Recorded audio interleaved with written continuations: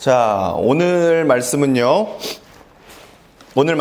역대상 11장의 말씀입니다. 역대상 11장의 말씀이고 지난주 10장과 비교되면서 이렇게 내용이 이어져 가는데요. 자, 오늘 제목 목사님이 좀 정해왔는데 내용과 상관이 있으니까 우리 같이 먼저 읽어보죠. 같이 읽어봅니다. 시작.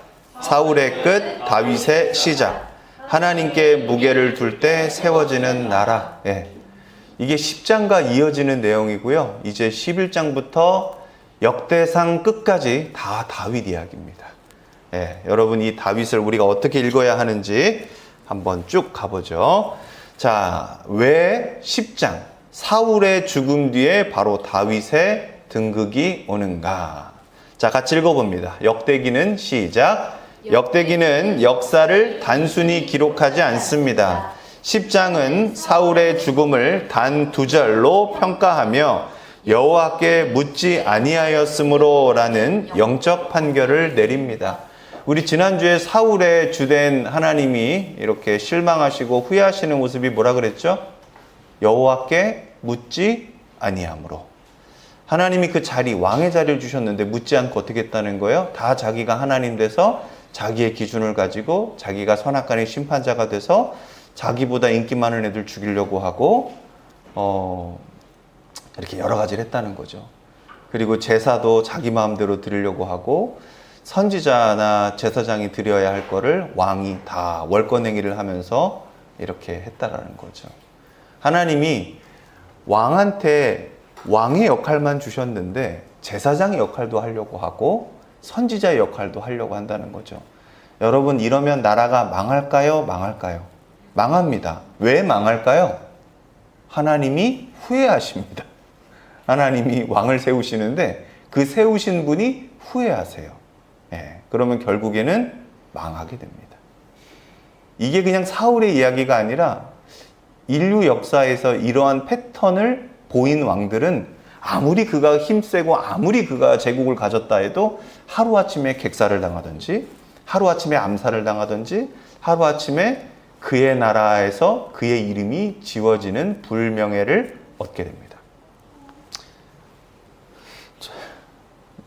아무튼 수화도 알아들으니까 여러분 다 알아들으십시오. 자, 11장은부터 같이 읽어봅니다. 이제 10장과 이어지는 내용이고 오늘의 내용인데요. 읽어봅니다. 시작. 11장은 곧바로 다윗의 등극을 기록합니다. 무너지는 왕과 세워지는 왕을 대비하여 하나님이 어떤 왕을 기뻐하시는지 그리고 참 왕 예수 그리스도를 미리 보여주려는 것입니다. 아멘. 자, 여러분 이제 우리가 눈으로 보면 어떻게 보냐면 그냥 우리가 성경을 읽으면요. 사울 다음에 망한 왕 다음에 이제 하나님이 기뻐하시는 마음에 맞는 왕이 서요. 그게 다윗입니다. 이건 우리가 눈으로 성경을 읽는 거예요. 근데 여러분 우리가 예수 그리스도의 관점으로 이것을 읽으면 즉 모세의 글들과 선지자의 글들과 시편에 기록되고 역사에 기록된 구약의 모든 내용이 예수님이 죽으시고 십자가에서 죽으시고 다시 부활하실 것이다 라는 내용이라는 거. 그래서 오늘 이 다윗의 내용을 우리가 이렇게 그냥 읽는 게 아니라 예수 그리스도의 관점으로 한번 읽어볼 거예요. 그래서 여러분 우리가 지금부터 다윗을 끝까지 읽겠지만 그냥 다윗이 이랬구나 저랬구나 다윗을 닮아가야겠다 해서 끝나는 게 아니라 그러면 다윗의 어떻게 보면 예수 그리스도를 나타내려고 하는 이 다윗의 그림자는 뭘 얘기하는지 좋다. 여러분 저런 리액션이 있어야 돼요. 소아처럼 리액션 좀 해주세요 여러분. 아니 다현아 그렇게 말고 다현아 그렇게 말고. 자, 결국 다윗은 예수님의 그림자예요. 여러분 이 다윗을 통해서 예수님의 그림자들을 발견하고 그 실제 되신 예수님이 여러분 안에 계시다라는 것을 오늘 11장부터 역대상 끝장까지 여러분들이 발견하고 일상에서 예수를 누리기를 축복합니다. 이게 진짜 제사장들의 마음이 담겨져 있는 역대상을 읽는 방법입니다. 좋아요. 자, 11장 이제부터 본격적으로 시작할 건데요. 1절에서 3절 볼 겁니다. 사울이 죽은 뒤 다윗이 이스라엘 왕이 되는 장면입니다. 자, 1절부터 쭉 읽어볼 건데 자, 읽어봅니다. 시작. 온 이스라엘이 헤브론에 있는 다윗에게 몰려와서 말하였다. 우리는 임금님과 한 고륙입니다. 전에 사울이 왕일 때에도 이스라엘 군대를 거느리고 출전하셨다가 다시 돌아오신 분이 바로 임금님이십니다.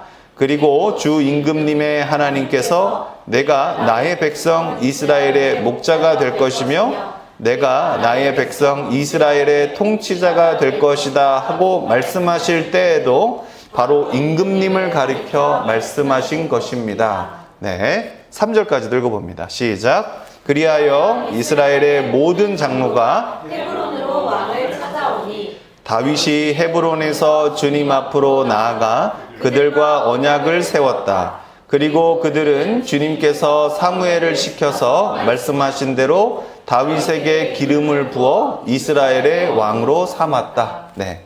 여러분, 이 내용 우리가 열왕기에서도 읽고 사무엘에서도 읽고 해서 우리가 이 내용을 전반적으로 다 알고 있습니다. 기억나시죠? 자, 좋습니다. 이게 도대체 뭘 얘기하는 건지를 여러분 우리가 알아야 되는데, 자, 이걸 다시 한번 정리하면요. 전 이스라엘이 헤브론에 모여서 다윗에게 이렇게 고백합니다. 우리는 왕의 뼈와 살이다. 그러니까 한 몸이다, 한 공동체다 라고 고백을 해요. 그리고 그 고백을 다윗이 듣게 하십니다.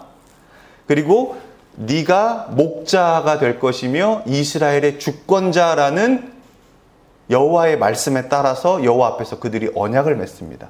그러니까 사무엘이 다윗한테 기름을 붓고서 이제 하나님이 다윗에게 뭐라고 얘기하신가를 백성들이 안다는 거죠. 리더들이. 그러면서 보니까 뭐예요? 당신은 나의 뼈와 살이고 더 나아가서 뭐라고 합니까? 이스라엘의 목자고 우리의 주권자입니다 라고 백성들에게, 리더들에게 이 고백을 듣게 하십니다. 하나님이 이 말씀을 주셨다는 걸 그들이 기억하고 그를 따른다는 거죠. 여러분, 이 고백이 헤브론에서 있었던 언약이라는 겁니다. 자, 먼저 우리가 뭘 알아야 되냐면요. 왕권의 근거는 민심과 힘이 아니라 이거는 이제 사울이었죠. 민심으로 세워지고 힘으로 세워진 사람은 사울이었어요. 왜? 사울이 잘생기고 힘도 세고 머리도 하나 더 있고 어떻게 합니까? 전쟁도 잘할 것 같고 이스라엘에 딱 필요한 이방과 같은 왕일 것 같은 거죠. 그래서 민심이나 힘이 아니라 하나님의 말씀과 언약이었고 예배라는 거. 이게 하나님이 세우시는 왕의 가장 기초되는 거라는 거. 그래서 여러분들도 앞으로 세상에서 하나님께 세워지고 싶으시면 절대 하나님의 이루어지는 언약과 이 예배를 포기하지 마십시오. 이거에서 멀어지려고 하지 마시고 이거에서 교만해지려고 하지 마십시오. 할렐루야? 이게 제일 중요한 겁니다. 자, 더 내용이 이어집니다. 헤브론의 언약이 어떤 내용인지 지금 목사님이 먼저 설명했어요. 근데 이게 예수님을 예표하는 거예요, 여러분. 예수님을 예표하는 거. 이 모습이 헤브론 언약이 예수님의 언약의 그림자라는 거예요. 결국 예수님이 나중에 신약에서 자신의 몸을 피라고 얘기하고 살로 얘기하고 예수님이 우리의 머리라고 얘기하고 우리가 한 몸이라고 표현하는 모든 것들이 그냥 예수님이 삘 받아서 하신 게 아니라 구약에 너 헤브론 언약 아냐? 다윗의 언약 알아? 온 백성이 우리 다윗을 뭐라 그랬니? 뼈와 살, 뗄 수 없는 존재라고 했지. 함께 가는 공동체라고 했지. 더 나아가서 이스라엘을 다스리는 목자라고 했지. 하나님이 그를 주권자 될 거라고 했지. 그 주권자와 목자가 예수 그리스도인 나야. 나는 너희들에게 살을 줄 거야. 나는 너희들에게 피를 줄 거야. 너희들은 나의 살과 피를 마시고 나를 머리로 두고 함께 기념하며 동행하며 살아갈 거야. 이 새 언약을 너희가 같이 누릴래? 같이 따를래? 같이 지킬래? 라고 얘기하는 장면을 여러분 기억하실 겁니다. 그 내용을 지금부터 여러분들이 읽으실 거예요. 자, 이스라엘이 같이 읽어봅니다. 시작. 이스라엘이 헤브론에서 다윗에게 우리는 왕의 뼈와 살이라 고백하고 여호와의 말씀대로 내가 목자가 되며 주권자가 되리라 인정합니다. 장로들이 여호와 앞에 언약을 세우고 기름을 부어 왕으로 세웁니다. 이 내용 이해하시죠? 자, 예수님도 시작. 예수님도 이 잔은 내 피로 세우는 새 언약이라 선포하시며 영원한 언약의 피로 우리를 하나님께 묶으십니다. 이해되시죠, 여러분? 그래서 헤브론의 언약을 보면서 와, 다윗이 통솔을 잘했구나. 나도 저런 다윗처럼 그런 리더십을 가져야지 해서 끝나면 내가 내 눈으로 읽는 거예요. 성령의 감동으로, 성경의 원저자의 감동으로 우리가 이걸 읽게 되면 아, 이게 헤브론 언약이 결국 기준이 되어서, 출발점이 되어서 아, 이게 예수 그리스도의 새로운 언약이 되는구나. 아, 이 새로운 피로 맺은 언약이 되는구나가 되는 겁니다. 자, 왜 이렇게 연결되었나? 성경적 근거를 목사님이 말씀과 함께 요약해서 가져왔는데 여러분들 설명했지만 한 번 더 여러분들 읽어보시고 마음에 새겨보시길 바랍니다. 하나님은 시작. 하나님은 다윗 왕조의 영원한 왕을 약속. 복음은 그 약속의 성취. 그가 다윗의 왕위에 앉아 영원히 다스릴 것이라고 예수님이 다윗의 왕자에 앉아서 영원히 다스릴 거라고 누가복음에도 얘기했고 시편에도 얘기했고 사무엘에도 얘기를 했다 이겁니다. 이게 다 이러한 기준점들을 가지고 구약에서부터 성취되어서 예수님이 실제로 이걸 이루었다라는 걸 얘기하는 거예요. 여러분, 구약은 이렇게 보는 겁니다. 이게 목사님이 특이한 설교 방법이 아니라 이거를 제일 잘했던 분이 예수님이고 두 번째가 바울이었어요. 이해되시죠? 좋습니다. 그러므로 시작. 그러므로 헤브론의 언약 기름 부음은 메시아 새 언약을 미리 보여주는 표지판입니다. 네, 앞으로 우리가 역대상을 이렇게 볼 거예요. 다윗의 이야기를 넘어서 이게 예수님의 모습과 어떻게 일치가 되는지. 그러면 우리도 뭘 보게 되는 겁니까? 오늘 이 본문 속에서 다윗을 넘어서 예수님을 보게 되는 거예요.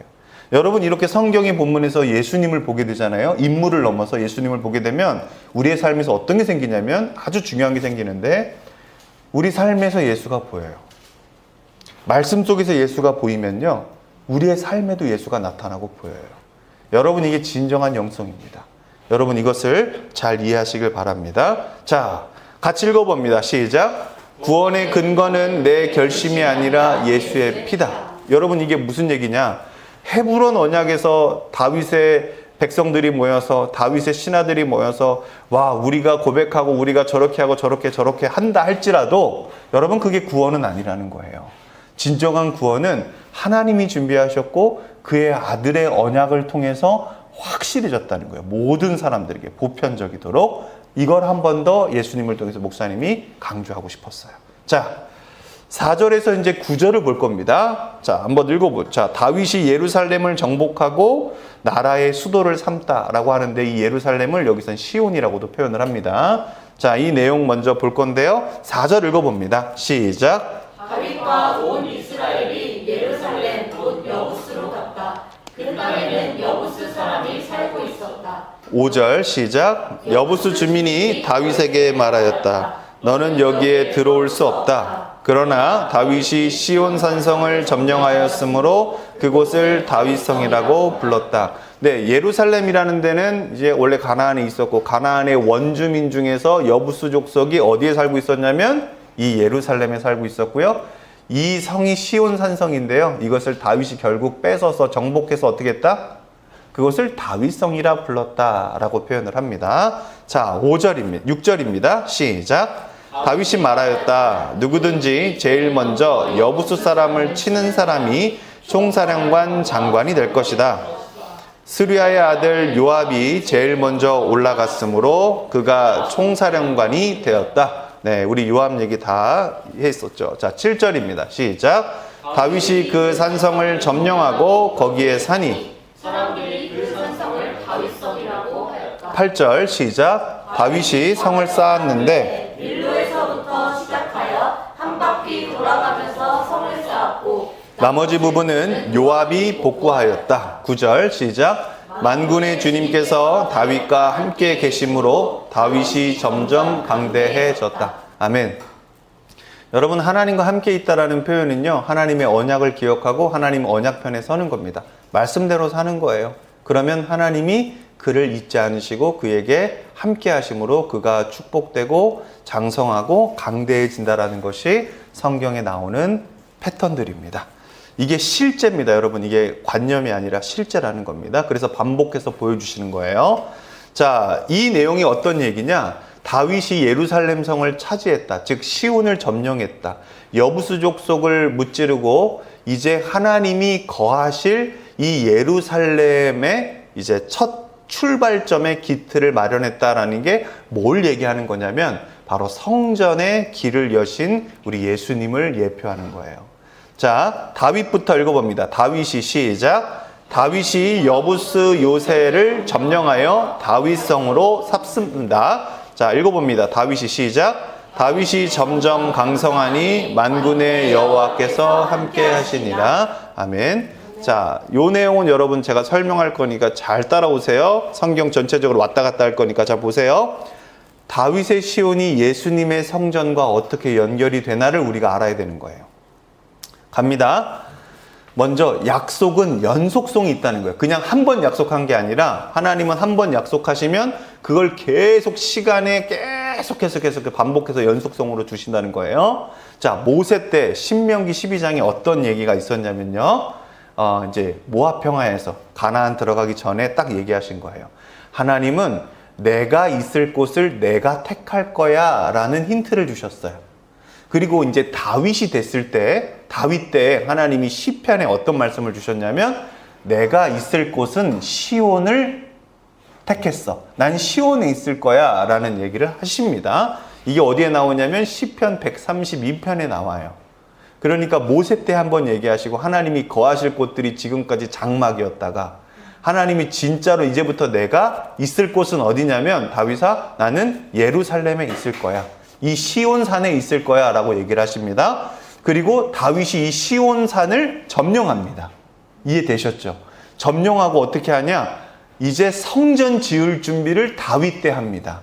그러면 역대상 쭉 해서 이제 다윗의 말년 때까지는 뭐 하겠습니까? 이제 지도자 삼아놓고, 다음 후기 지도자 삼아놓고, 솔로몬 삼아놓고, 이제 어떻게 되냐면, 성전을 준비하는 모습으로 싹 끝납니다. 그러면 네 번째가 뭐냐면, 그 다윗의 준비 위에, 정확하게 말하면 모세의 하나님 주신 예언 위에, 그리고 하나님이 다윗 때의 내 마음에 합한 자가 딱 누구신지를 알고 그를 통해서 시온산을 준비하게 하시고 하나님의 성전을 이제 솔로몬 때 지으실 거라고 그걸 딱 재료를 준비하게 하시고 터를 준비하게 하신 후에 온 열방을 이제 하나님 보게 하신 후에 다윗의 명성이 이만큼 크게 하신 후에 솔로몬 때의 성전을 싹 준비합니다. 그래서 이때 처음으로 성전이 생기면서 이게 그림자야 라는 걸 얘기해요. 어떤 그림자? 예수님의 그림자라는 걸 얘기해줘요. 그리고 예수님이 실제 성전이 되어서 오셨다라는 게 신약을 보면 나와요. 예수님이 성전 앞에서 그러잖아요. 너희들이 이거 오랫동안 지은 거 내가 이거 무너뜨리고 3일 만에 다시 세울 수도 있어 라는 걸 얘기하시잖아요. 그게 자기 몸된 성전을 가리켜서 얘기했다라고 계속해서 복음서들은 이야기를 합니다. 자, 이 내용을 목사님이 지금 약속의 연속성이라고 구약에서부터 내려오는 것들이 어떻게 예수님까지 이어졌는가를 증거했다면 임재의 확장이라는 개념으로도 여러분들이 이걸 이해하셔야 돼요. 자, 장소부터 읽어봅니다. 장소, 가로 안에 있는 것도 다 읽어주세요. 시작. 장소, 예루살렘 성전에 묶였던 임재가 인격 예수님 안으로 다시 성령 안에서 전 세계 교회로 확장. 네, 여러분 이걸 잘 이해하셔야 됩니다. 유대인들은 아직도 성전을 지으려고 해요. 다 예루살렘에 자기들이 다시 한번 성전을 짓고 온 세계 사람들이 그 성전으로 모여야 한다라고 이야기를 해요. 하지만 우리 개신교, 우리 예수 그리스도를 제대로 믿는 사람들은 그걸 그렇게 해석하지 않습니다. 그래서 이 본문이 되게 중요한 본문인 거예요, 우리한테. 자, 여러분 이거 잘 이해하십시오. 원래는 어디에 있었죠? 하나님이 선택하신 곳, 시온에 있었어요. 그리고 솔로몬 성전이 되었습니다. 하지만 그게 무너졌죠. BC 586년에 바벨론에 의해서. 그리고 70년 만에 그들이 포로 갔다가 다시 돌아와서 뭐가 세웁니까? 스룹바벨 성전이 섭니다. 이해되시죠? 그게 지금 역대상의 이야기랑 시즌이 다 비슷하니까 여러분들 이렇게 이해하시고요. 그리고 그게 결국에는 언제까지 오냐? 예수님 시대까지 옵니다. 예수님 시대 때에 예수님 돌아가시고 이제 시간이 좀 흘러서 AD 70년에 그 스룹바벨 성전이라고도 하고 헤롯이 리모델링해서 헤롯 성전이라고 하는 그 성전이 완벽하게 무너집니다. 성벽만 조금 놔두고. 그게 오늘날까지 이어지는 겁니다. 일부러 다 부셔버렸죠. 누가? 하나님, 예수님이 다 무너질 거라고 얘기하셨죠. 그러면서 이게 우리한테 임재의 확장이라는 의미로 다가오게 된 겁니다. 즉 원래 예전에는 예루살렘 성전에만 묶여있던 하나님의 임재가 예수님 안으로 온 거예요. 임재가 예수 그리스도가 되어서 온 거예요. 그래서 다시 우리 안에 예수님이 오게 되시면서 우리 안에 성령님도 오게 되시고, 그래서 옛날에는 그 건물에만 있던 게 예수 그리스도 안에 오셨고, 그 예수님이 우리 안에 오심으로 예수님을 믿는 전 세계 사람들에게 임재가 임하게 되었고 보편적으로 하나님 나라가 임하게 되었다라는 게 성경에서 말하는 내용이에요. 그래서 여러분, 예수님은 처음부터 끝까지 이 임재의 이야기, 하나님 나라의 통치 이야기를 하신 거예요. 사마리아 여인도 물어보죠. 여기서 예배해야 됩니까? 저 예루살렘에 가서 예배해야 됩니까? 라고 하니까 예수님이 뭐라고 하냐면, 여기도 아니고 저기도 아니고 내 앞에서 하는 거야. 지금이야. 예수로 예배하는 거야. 할렐루야. 네. 그래서 그 여자가 누굴 받아들입니까? 예배의 장소를 받아들이는 게 아니라 메시아이신 예수를 받아들입니다. 그러면서 그 사마리아, 이방 지역이라고 발도 안 붙이고 돌아갔던 그 지역에 예수 그리스도가 메시아라고 전파되면서 그들에게 다 뭐가 임하죠? 하나님의 임재가 임하고 하나님의 통치가 임하고 하나님의 성품들이 맺어지면서 하나님 나라가 이방 지역에 열리게 됩니다. 그러니까 유대인들은 어떻게 되죠? 성경을 가리키는 사람들은 성전 중심이어야 되는데, 이 예루살렘 성전 중심이어야 되는데 도대체 예수 중심으로 변하는 게 너무 싫어서 누구를 죽입니까? 성전 대신 예수 그리스도를 죽이죠. 그래서 어떻게 되죠? 그분이 진짜 부활하시면서 내 몸이 성전이고 성전은 상하지 않는 것이며 성전은 이렇게 영원할 것이다 라는 것을 우리에게 명확하게 보여주죠. 여러분, 예술교회도 지금 예배당을 구하고 있습니다. 사랑하는 성도 여러분, 우리는 예배당을 구하고 있는 겁니다. 아멘? 우리에게 성전은 딱 하나밖에 없습니다. 바로 뭡니까? 예수 그리스도입니다. 할렐루야. 네. 절대 속지 마십시오. 절대 속지 마십시오, 여러분. 우리에게 성전은 예수님밖에 없습니다. 아멘?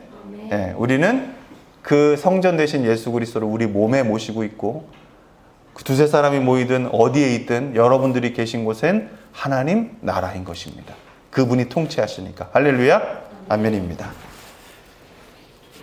자, 이걸 조금 더 설명하겠습니다. 장막 성전의 목적이 예수님으로 달성되었다.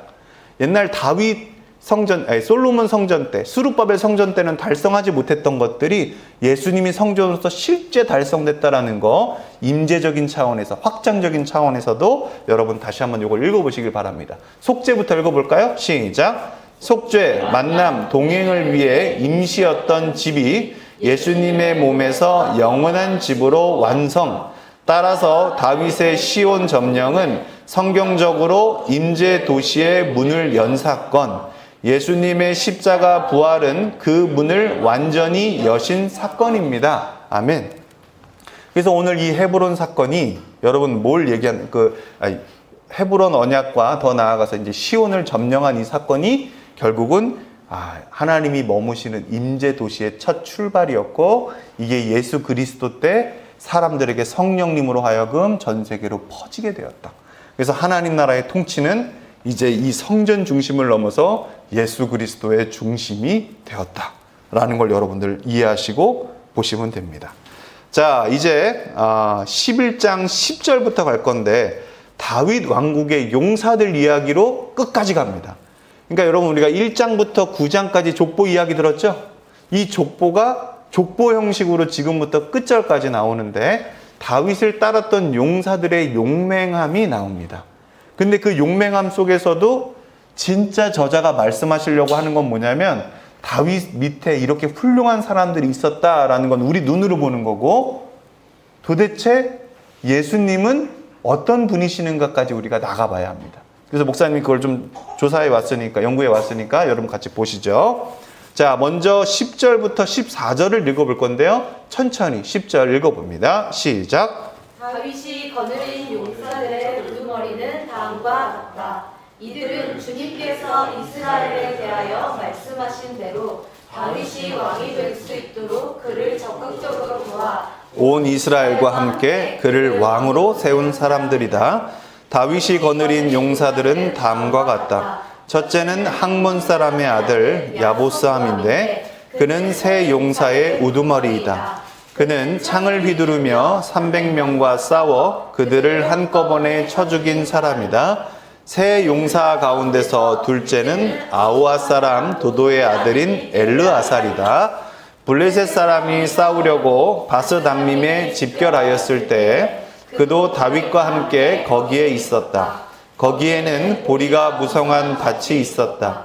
이스라엘 군대는 블레셋 군대를 보고 도망하였으나 그는 밭의 한가운데에 버티고 서서 그 밭을 지키며 블레셋 군인들을 쳐 죽였다. 주님께서 크게 승리하게 하셔서 그들을 구원하여 주셨다. 네. 이렇게 첫 용사들, 가장 용맹했던 사람들을 보여주는데요. 여기서 핵심적으로 말하고 싶은 건 뭐냐? 자, 한번 보겠습니다. 이 용사들, 용맹한 사람들이 있었으나 여기서 강조하고 싶었던 건 여호와의 큰 구원이었다라고 이야기를 하는 겁니다. 야소부함은 한 명에 300명을 무찔렀다. 대단하죠? 엘르아살은 모두가 도망할 때 혼자 보리밭을 끝까지 지켰다. 그러니까 후퇴가 없던 사람이었다라고 얘기하죠. 이런 용맹한 사람 가운데 강조하는 건 뭐냐면 이들이 잘났다가 아니라 여호와께서 큰 구원을 주셨다라고 이야기를 한다는 거예요. 이 의미가 여러분 삶에도 어떻게 적용이 되는지를 우리가 이제 볼 수 있고 이게 예수님까지도 연결이 됩니다. 잘 보세요. 자, 성경은 같이 읽어봅니다. 시작. 성경은 영웅들의 무공보다 승리의 주체는 여호와이심을 강조합니다. 즉 사람의 힘으로 이긴 게 아니라 하나님이 구원하셨다는 것입니다. 네, 여러분 이게 성경이 계속해서 강조하는 거예요. 사람의 힘으로 이긴 게 아니라 하나님이 구원하셨다라는 겁니다. 즉 구약에도 계속 하나님이 이기셨다, 하나님이 하셨다라는 패턴이 나옵니다. 출애굽 사건부터 같이 읽어볼게요. 시작. 출애굽 사건, 다윗의 전쟁 모두 핵심 고백. 구원은 여호와께 속한 것. 승리할 때마다 강조점은 여호와께서 행하셨다입니다. 성경에 나오는 큰 전쟁에서 있었을 때 계속해서 강조하는 건 뭐냐면 여호와께서 행하셨다라는 거라요. 행하셨다라는 거. 자, 이 구약의 패턴이 신약에서는 어떻게 성취가 되었나? 자, 요 내용은 중요하니까 정리가 좀 되고 보죠. 자, 한번 뭐가 나왔어? 벌레가 나왔어? 아, 그래요. 자, 최대한 자기를 지켜가면서 예배를 드립시다. 자, 이게 구약의 패턴이 여호와께서 이루셨다라는 게 신약에서는 어떻게 성취가 되었나? 자, 십자가는 같이 읽어봅니다. 시작. 십자가는 이 패턴의 절정입니다. 이제는 사람이 아닌 하나님이 자신이 직접 싸워 이기신 사건입니다. 그러므로 역대상 용사들의 승리는 예수님의 십자가 승리를 미리 비춰주는 그림자입니다. 아멘. 내용 정리합니다. 하나님은 뭐라는 거예요? 아무리 싸움을 잘하고 아무리 용맹한 사람이 있어도 이 싸움은 누가 이기게 하셨다? 하나님이 이기게 하셨다. 하나님이 그들에게 구원을 주셨다라는 거고요. 하나님이 구원을 주셨다라는 내용이 계속 구약에서 패턴적으로 반복되는데 이 반복의 가장 중요한 핵심 정수가 어디냐면 십자가였고 십자가는 하나님이 자신이 직접 싸워 이기신 사건이다 라는 걸 명확하게 보여주는 거예요. 왜요? 인류의 모든 죄와 사망의 모든 무게를 이길 유일한 영광을 가지고 계신 분이 예수님이라 그랬죠. 그분이 넉넉히 그것을 이기고 남으셨기 때문에 하나님이 직접 싸우시고 직접 이루신 결과물이다 라는 것이 명확하게 보여졌다는 거예요. 그래서 여러분 이게 모든 사건들에서 하나님이 이기셨다라는 게 드러나지 않고 그냥 싸움 잘했다라고 하면 성경을 잘 못 읽는 거예요. 대표적인 첫 사건이 어디냐면 창세기에 아브라함 사건이 나와요. 아브라함이 조카 롯을 구하려다가 집에서 길리운 자 300명을 데리고 메소포타미아 연합군을 치러 쫓아갑니다. 말도 안 되는 병력 차이고 기술 차이였지만 하나님이 아브라함을 이기게 하셨어요. 구원을 주셨어요. 그래서 어떻게 합니까? 모든 전리품들과 조카롯을 다시 구해 갖고 왔고, 구원은 여호와께 있다라는 내용을 멜기세덱이라는 제사장이면서 왕, 그 살렘의 왕에게 듣게 하시면서 하나님께 11조를 바치게 하고 하나님께 예배하는 모습, 공동체 앞에서 하나님을 인정하는 모습을 여러분 나타냅니다. 거기서부터 끊임없는 전쟁에서 하나님이 함께 하시는 이야기, 하나님이 구원하시는 이야기가 사소한 전쟁, 큰 전쟁에서 계속 나타납니다. 그리고 그 모든 전쟁의 정점은 예수 그리스도의 십자가에서 찍히고, 그 이후에는 이미 예수님이 승리한 전쟁을 우리는 따라가는 것입니다. 자, 이 내용을 성경적으로 이렇게 표현을 해봤는데요. 우리가부터 같이 읽어보죠. 예입니다. 시작. 우리가 싸움터에 나가서 이기려고 애쓰는 것 같지만 사실은 이미 끝난 경기에 참여하는 것입니다. 마치 결승전에서 주장이 상대를 완전히 제압한 뒤 교체 선수들이 들어가 함께 뛰며 우승컵을 들어 올리는 것과 같습니다. 주장은 예수님, 우리는 팀원입니다. 승리는 이미 결정났습니다. 아멘. 십자가를 보면 승리가 이미 결정났다는 게 명확하게 보여집니다. 요한계시록에도 여러분 하늘에서 전쟁이 일어나고 땅에서 전쟁이 일어나거든요. 그 또한 똑같은 내용입니다. 이미 져서 우리가 승리한 게임입니다. 자, 그렇게 보시면 됩니다. 자, 노란색 글씨 읽어봅니다. 우리는 시작. 우리는 이기기 위해 싸우는 게 아니라 이미 이기신 예수 안에서 싸웁니다. 할렐루야. 아멘. 이렇게 보는 겁니다. 이게 다윗의 영성과 다르지 않아요. 그래서 하나님이 다윗을 마음에 합하다고 하는 거예요. 할렐루야. 다윗이 좋은 그 백성들, 좋은 그런 어떤 신하들이 있어서 이긴 게 아니라, 장군들이 있어서 이긴 것을 넘어서 하나님이 그들과 함께 하셨다는 거예요. 그래서 강대해졌다는 겁니다. 자, 여러분 이 말씀을 잊지 않기를 바랍니다. 자, 이제 15절에서 19절을 볼 건데요. 자, 좀 읽어봅니다. 그냥 쭉 읽어볼게요. 15절 시작. 블레셋 군대가 르바임 골짜기에 진을 치자 30인 특별부대 소속인 이 세 용사가 절벽에 있는 아둘람 동굴로 다윗을 찾아갔다. 네, 베들레헴 굴을 얘기하는 거고요. 이 사랑과 경외 그리고 하나님께 이 모든 것들을 올려드리는 내용이 나오는데 감동적인 얘기입니다. 다윗이 신하들을 어떻게 대했는가에 대한 내용이에요. 16절, 이게 사울과 비교하면서 읽으라는 겁니다. 16절 시작. 그때 다윗은 산성 요새에 있었고 블레셋 군대의 진은 베들레헴에 있었다. 17절, 다윗이 간절하게 소원을 말하였다. 누가 베들레헴 성문 곁에 있는 우물물을 나에게 길어다 주어 내가 마실 수 있도록 해주겠느냐.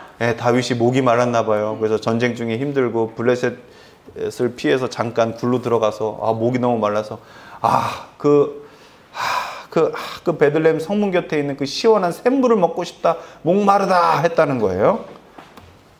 18절, 그러자 시작. 그러자 그 세 용사가 블레셋 진을 뚫고 나가 베들레헴의 성문 곁에 있는 우물물을 길어가지고 와서 다윗에게 바쳤다. 그러나 다윗은 그 물을 마시지 않고 길어 온 물을 주님께 부어드리고 나서 19절 이렇게 말하였다. 하나님께서 보고 계시는데 내가 어찌 감히 이 물을 마실 수 있단 말이냐? 이 사람들의 생명의 피를 내가 어찌 마시겠느냐?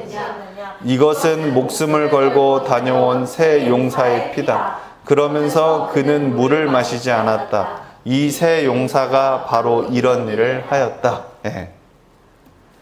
자, 다윗이 베들레헴 우물물이 그립다 하자 새 용사가 목숨 걸고 떠오는 이야기입니다. 다윗은 그 물을 마시지 않고 여호와께 붓습니다. 자, 노란색 글씨 같이 읽어봅니다. 시작. 이것은 그들의 피와 같다. 참된 왕은 사람의 희생을 갈취하지 않고 그 무게 카보드를 하나님께 돌립니다. 네. 다윗이 이게 달랐다는 거예요, 사울이랑. 사람들을 이용하고 사람들을 자기의 욕구를 해결하는 데 쓰지 않았다는 거예요. 사람의 생명값을 누구보다 잘 알던 사람이 다윗이었다는 거예요. 왜 그럴까요? 생명의 주관자가 하나님이라는 걸 너무 잘 알았고 다윗은 누구보다 하나님께 무게를 두었던 사람이었다라는 겁니다. 자, 조금만 더 볼게요. 다윗은 읽어봅니다. 시작. 다윗은 사람의 피값 같은 물을 하나님께 올렸습니다. 예수님은 반대로 자기 피를 우리에게 주셨습니다. 이 잔은 내 피로 세우는 새 언약. 십자가에서 여러분, 십자가에서 군병이 옆구리를 찌르니 곧 피와 물이 나오더라 했죠? 그죠? 다윗과 예수님이 어느 정도 공통점은 있지만 예수님이 참 멋진 분이세요. 다윗은 사람의 피값 같은 물을 하나님께 올렸죠? 예수님은 반대로 자기의 피를, 자기의 생명을 우리에게 주신 분이에요. 그러니까 여러분, 다윗이 참 이스라엘의 왕 중에서 하나님 마음을 가장 흡족스럽게 여겼지만, 하나님 그렇게 이뻐하셨지만 예수님과는 비교도 안 되는 거예요. 예수님은 진짜 하나님 그 자체였고 진짜 우리의 왕이었고 다윗의 왕위를 이루고 이스라엘의 주권자로서, 온 나라의 주권자로서 우리를 다스릴 유일한 목자였어요. 그게 다른 겁니다. 자, 다윗은 같이 읽어봅니다. 시작. 다윗은 사람의 피값을 함부로 쓰지 않는다고 경외를 보였고 예수님은 내 피를 너희에게 내어준다고 자기 헌신을 보이셨습니다. 아멘. 즉 시작. 즉 다윗은 사람의 피를 보호했고 예수님은 자기의 피를 제공하셨습니다. 아멘. 여러분, 그래서 다윗을 넘어 예수님까지 이르시기를 축복합니다. 그냥 다윗 닮아가야지 끝나면 아쉬운 거예요. 이술교회는 다윗을 닮는 교회가 아닙니다. 아멘. 다윗도 예수님을 메시아라 했고 주라고 불렀죠. 다윗이 존경하고 다윗이 주라 불렀던 그 예수님을 우리 모두 닮아가기를 축복합니다. 읽어봅니다. 다윗은 시작. 다윗은 사람의 피를 아꼈고 예수는 자기의 피를 아끼지 않으셨다. 아멘. 그러니까 예수님께 더더욱 우리 사랑을 고백합시다. 그분 닮아갑시다. 자, 20절에서 25절을 볼 건데요. 이제 아비새라는 사람과 분야라는 사람이 나오는데 이 사람들도 보통 용맹함이 아니었다. 위험 속에 분별이 있었고 용기가 있었다라는 내용이 쭉 이어집니다. 20절 읽어봅니다. 시작. 요압의 아버지 아비새는 30인 특별부대의 우두머리였다. 바로 그가 창을 휘둘러 300명을 쳐서 죽인 용사이다. 그는 새 용사와 함께 유명해졌다. 그는 30인 특별부대 안에서 제일 뛰어난 용사였다. 그는 30인 특별부대의 우두머리가 되기는 하였으나 새 용사에 견줄만 하지는 못하였다. 여호야다의 아들인 분야야는 갑스엘 출신으로 공적을 많이 세운 용사였다. 바로 그가 사자처럼 기운 센 모압 장수 아리엘의 아들 둘을 쳐 죽였고 또 눈이 내리는 어느 날 구덩이에 내려가서 거기에 빠진 사자를 때려 죽였다. 그러니까 뭐 힘센 사람 사자까지 때려 죽이고 막 거인도 때려 죽이고 하는 사람이 있었다는 거죠. 23절부터 24절 쭉 읽어봅니다. 시작. 그는 또 이집트 사람 하나를 죽였는데 그 이집트 사람은 키가 5규빗이나 되는 거인이었다. 그 이집트 사람은 배틀다리 같은 굵은 창을 들고 있었으나 분야야는 막대기 하나만을 가지고 그에게 덤벼 오히려 그 이집트 사람의 손에서 창을 빼앗아 그 창으로 그를 죽였다. 여호야다의 아들 분야야가 이런 일을 해서 그 새 용사와 함께 유명해졌다. 이 이집트 사람의 키는 2m 50 약 이렇게 되는 굉장히 큰 거인이었는데 막대기 하나 들고 가가지고 그 사람 손 떼찌해가지고 어떻게 하는 겁니까? 그 사람이 갖고 있던 큰 창으로 결국 그를 죽였다라는 내용입니다. 엄청난 자신감이죠.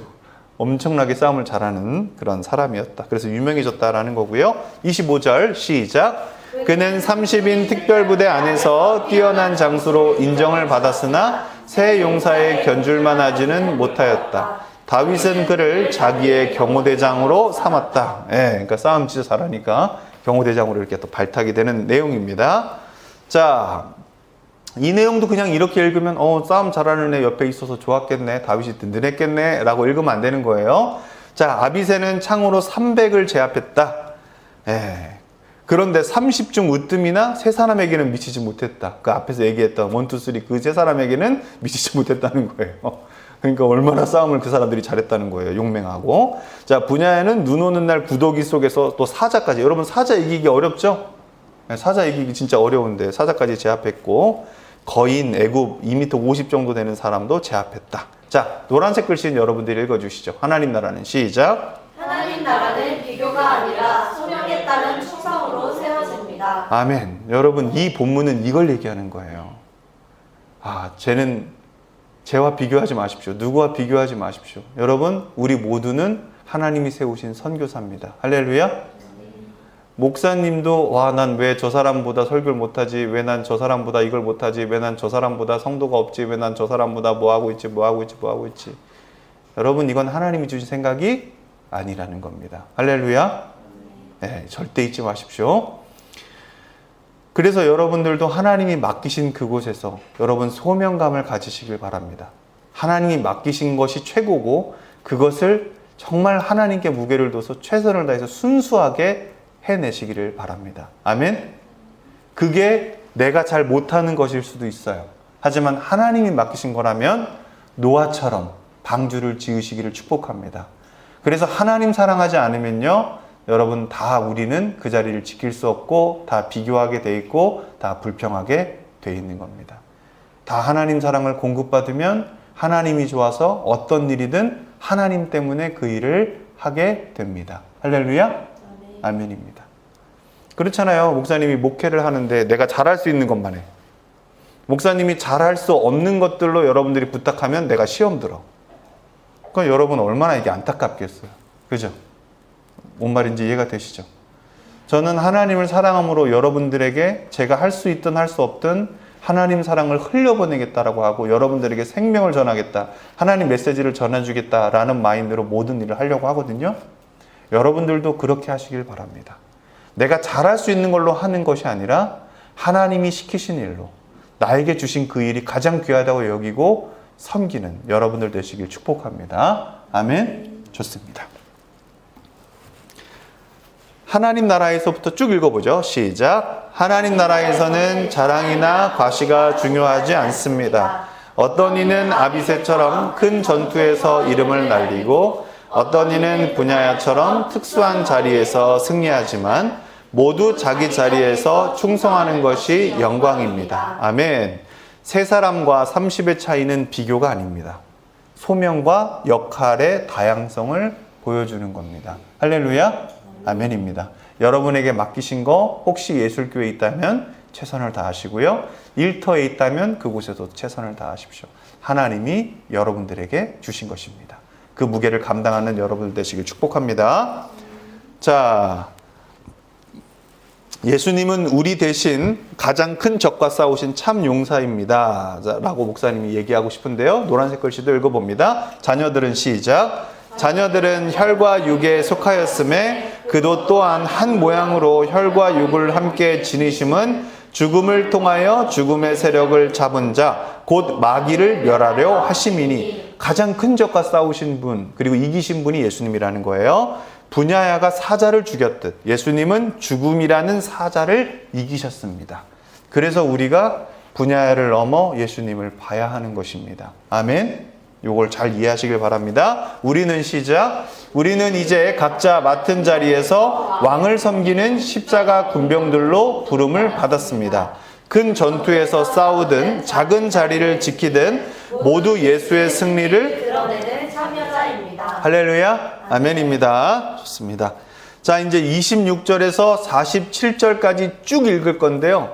이제 대표되는 용사들, 대표되는 이런 장군급들의 이야기들은 우리가 쭉 봤습니다. 자, 이제 그 밑을 따르는 특수부대들, 그 밑을 따르는 부대들을 47절까지 쭉 읽을 건데 여기서의 핵심 키워드는 뭐냐면 하나님은 우리를 잊지 않으신다. 하나님은 작은 일에 충성한 자들도 잊지 않으신다라는 거예요. 큰 일, 특별한 이벤트들을 한 사람들도 기억하시지만 그들과 한몸 되어, 즉 다윗을 뼈와 살처럼 여기고 다윗을 이스라엘의 목자, 다스릴 사람처럼 왕처럼 여겼던 모든 한몸들을 잊지 않으신다. 그럼 어떻게 적용이 되겠어요? 예수님을 머리로 두고 예수님을 한 몸으로 따르는 모든 사람들도 결국 하나님이 잊지 않으신다라는 내용이 오늘 우리의 결론이겠죠. 그 마인드로 47절까지 쭉 읽겠습니다. 26절 시작. 근데 용사들로서는 다음과 같은 사람들이 더 있다.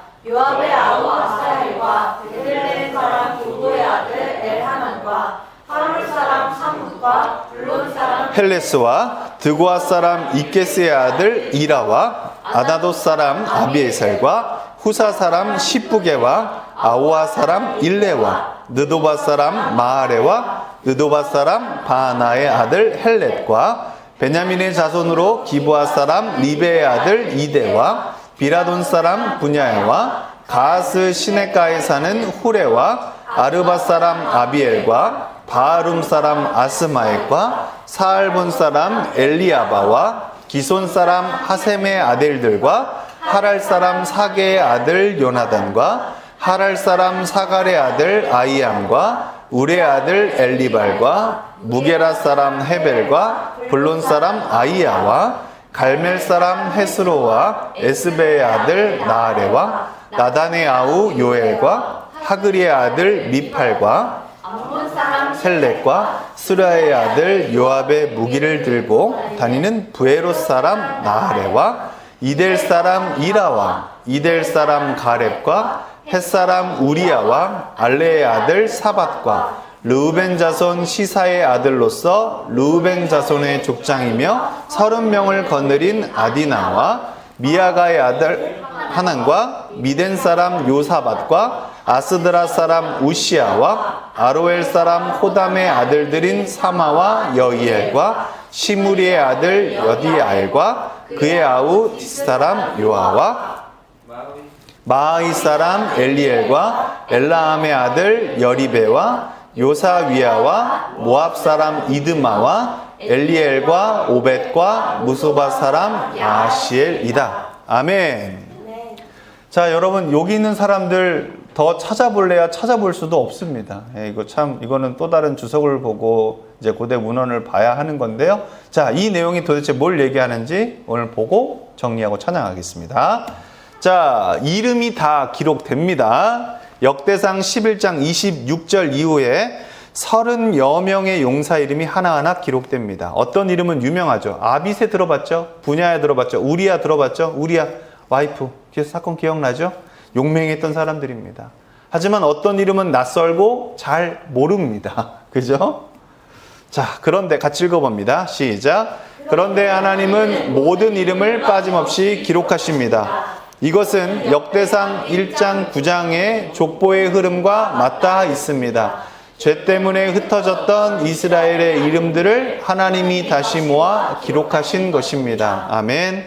자, 예수님 안에서 이 이름 기록은 더 큰 약속으로 완성됩니다. 자, 예수님은 뭐라고 말씀하셨는지 요약본 갖고 왔는데요. 누가복음 10장 20절의 말씀입니다. 읽어보죠. 시작. 너의 이름이 하늘에 기록된 것을 기뻐하라. 아멘. 여러분, 하늘에 우리 이름이 기록된 것을 믿으십니까? 기뻐하십니까? 여러분, 이게 무슨 뜻이냐면 우리가 하늘 상속자가 됐다는 거예요.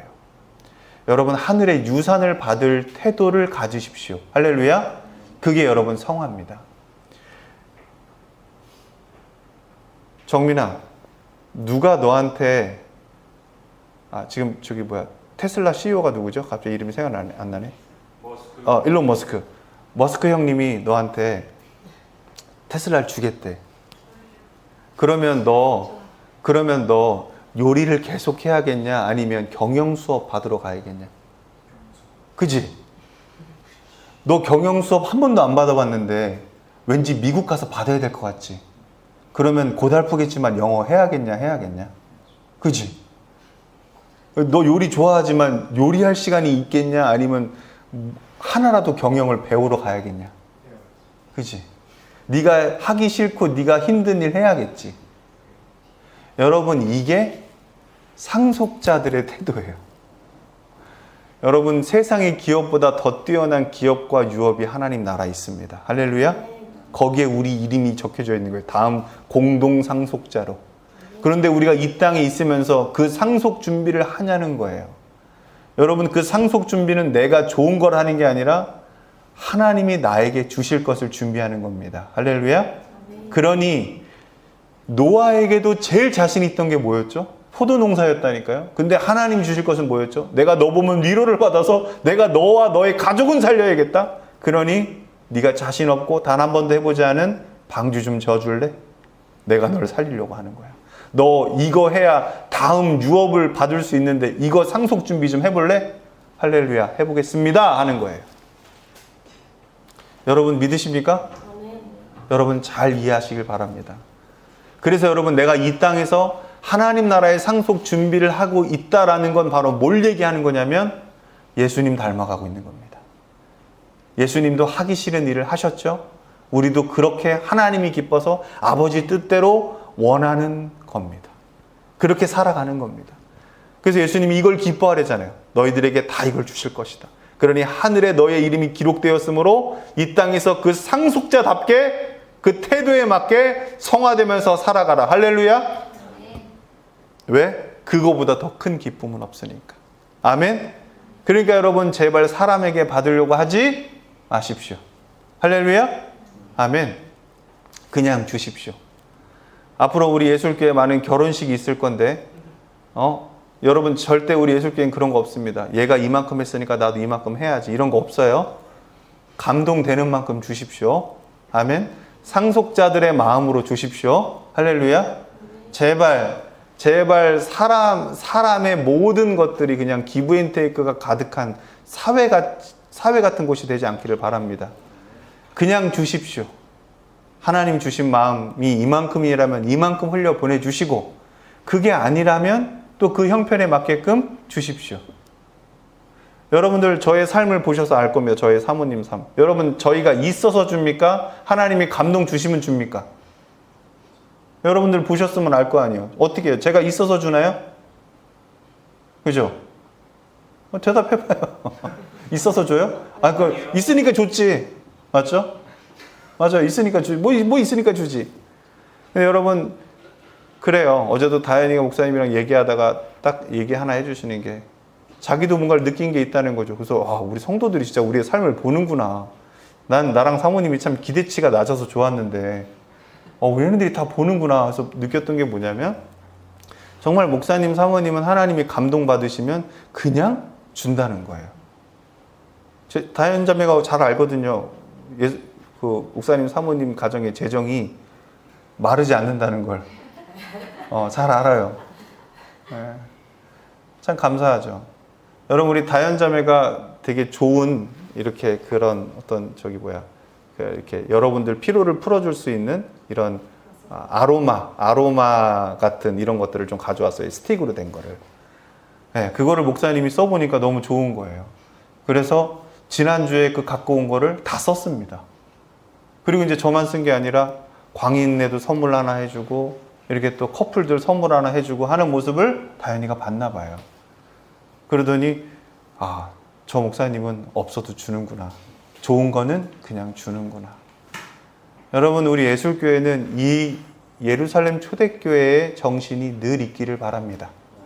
그리고 이 씨앗으로부터 점차 자라서 선교하는 안디옥 교회의 모습도 우리 가운데 자라길 바랍니다. 아멘? 아멘입니다, 여러분. 성화가 없는 섬김은 예술교회 없었으면 좋겠습니다. 그건 반드시 누군가의 의가 드러날 것이고 반드시 누군가의 자랑이 드러날 것이고 그것을 그렇게 하지 말라고 하면 시험 들어가지고 목사님 욕하기 바쁠 겁니다. 여러분 선교 누구 때문에 하는 거죠? 예수 전하는 겁니다. 오늘 이 본문도 다 예수 투성입니다. 오늘 본문을 마무리합니다. 그리스도 안에서 생명책에 기록된 이름을 저희가 얘기하고 있죠. 여러분 바울도 이 동일한 이야기를 합니다. 그들의 시작, 그들의 이름들이 생명책에 있느니라. 아멘. 여러분 우리는 하늘에 기록되어 있고요. 생명책에 기록되어 있습니다. 사도 요한도 요한계시록에 이 얘기를 합니다. 시작. 이기는 자 그의 이름을 생명책에 지우지 아니하고. 아멘. 목사님과 사모님이 이렇게 살 수 있는 이유는요. 큰 기쁨이 있어요. 그 기쁨은 뭘까요?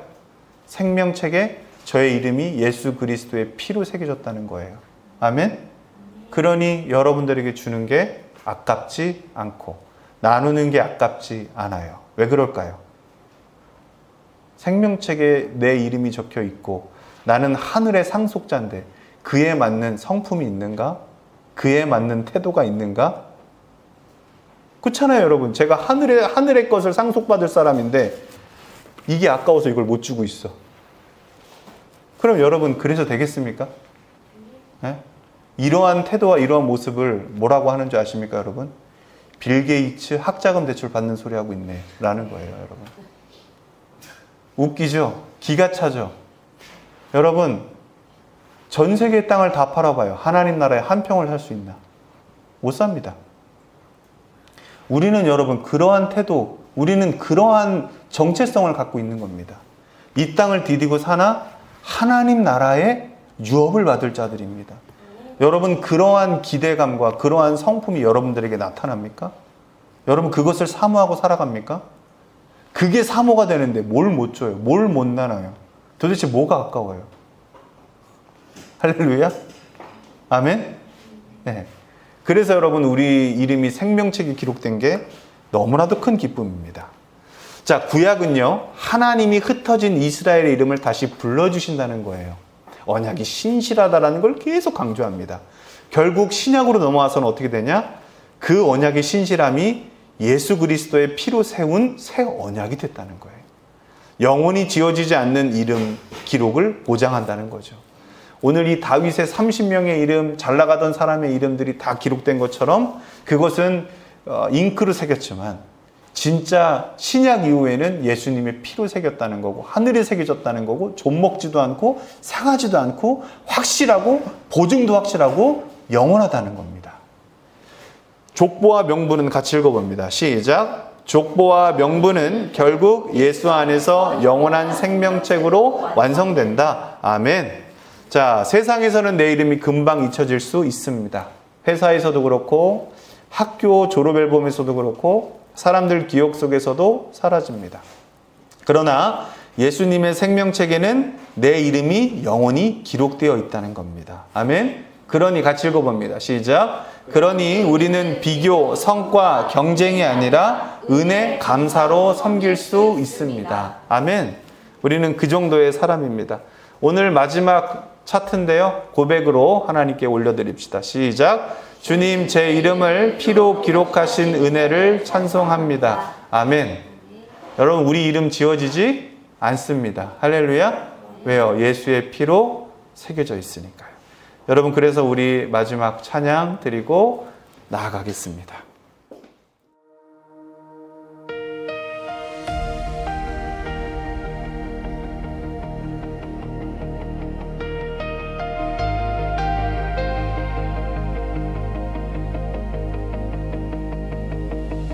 내 뜻의 길이 멀어질 때 주 얼굴을 찾지 않았네.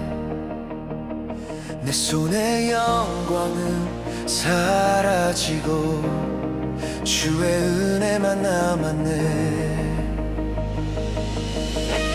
이제 다시 주께 드리네.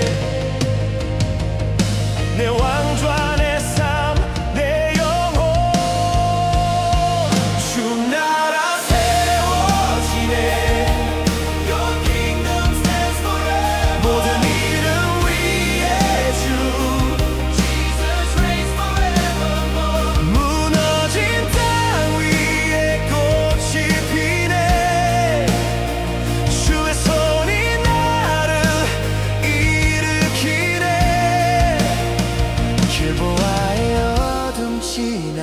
시온의 빛이 비치네. 주 나라 세워지네.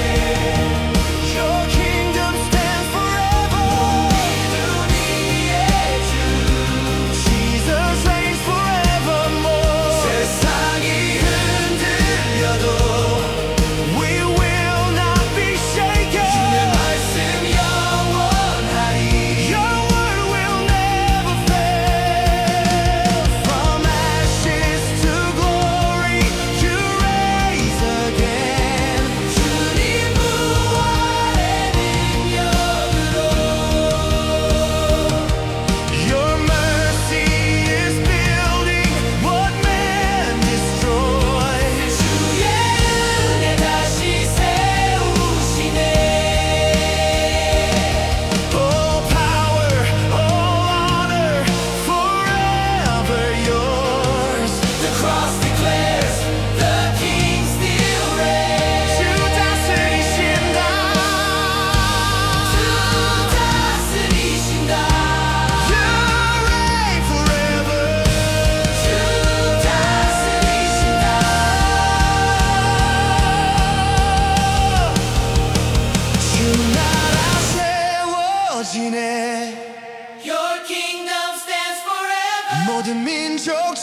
경배해 Every nation bows before you. 주의 사랑 영원하리 Your mercy never ends. 주의 나라 무너지지 않네 Your kingdom stands again. 모든 무게 주께 드리네 주 영광 홀로 받으소서 예수 이름 높이리 영원히 다스리네.